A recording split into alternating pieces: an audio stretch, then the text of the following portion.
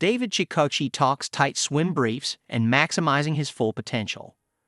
The Baywatch stars are back with After Baywatch.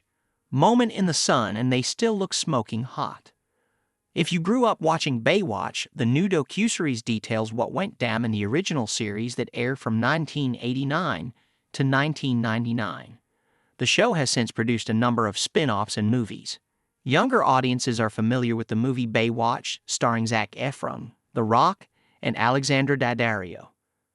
However, the OG was a cult classic for a reason. The cultural phenomenon is easily recognizable because of the amazing montages set on the beach where the lifeguards would run around saving people in their iconic red swimsuits. This may sound vain in comparison to today's media, but the entire series hinged on how great the lifeguards looked in their swimsuits, and who can blame them? The cast looked fantastic. One of the most popular actors from the series was David Chikochi, who played Cody Madison from 1995 to 1999. You have to admit, David was one of the main reasons you tuned in back in the day.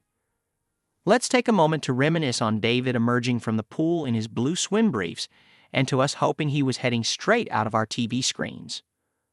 Like what you see. Well, David talked about maintaining his physique and using that to his advantage during his time on the show. Because it worked, he was in the opening sequence every single time. He says of his time on the show, David looked jaw-dropping in whatever he wore, but whenever he needed to wear tight swim briefs on the show, per the producer's instructions, David made sure to prevent looking small in the freezing cold morning at the beach. He explains in the docuseries. Even though David asked to wear swimming trunks on occasion, producers told him that real-life lifeguards wore Speedos because they're more effective in the water.